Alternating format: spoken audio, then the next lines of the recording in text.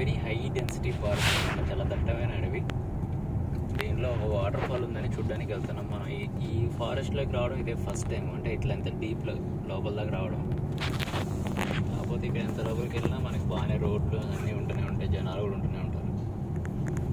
Signal అయితే ఇప్పటి వరకు ఉంది. చూద్దాం. మనం డే టైంలోనే వెళ్తున్నాం, డే టైంలోనే రిటర్న్ కూడా. కాకపోతే వచ్చేటప్పటికి చీకటి పడిపోవచ్చు మోస్ట్లీ. చూడు ఇక్కడ కూడా చూడు రోడ్స్ అసలు కొంచెం కూడా డ్యామేజ్ లేకుండా.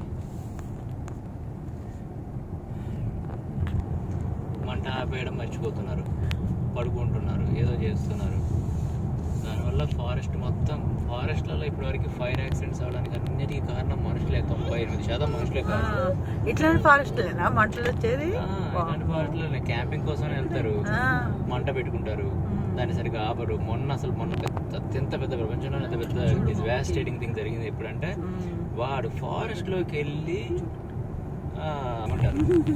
అవి వెలిగించాడు. వాడు అట్లా చేస్తాడు ఎవడన్నా, ఫారెస్ట్ లో వెలిగిస్తాడు ఎవరన్నా. మొత్తం దానివల్ల మొత్తం ఫారెస్ట్ మొత్తం తగబడి దానికోసం కొన్ని వందల వేల అసలు ఎకరాలు కాలిపోయింది. అసలు దానికి ఖర్చు కూడా గవర్నమెంట్ కి. రోడ్డు కూడా కనపడట్లేదు ఇక్కడ మొత్తం చుట్టూ. ఇదంతా టర్నింగ్స్. మ్యాప్ చూడు, ఇక్కడ అర్థమవుతుంది నీకు. ఇప్పుడు నా మ్యాప్ లో చూడు,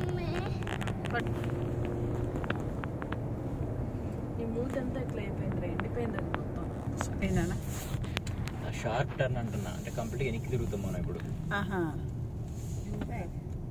యూ టర్న్ లాగా అనమాట.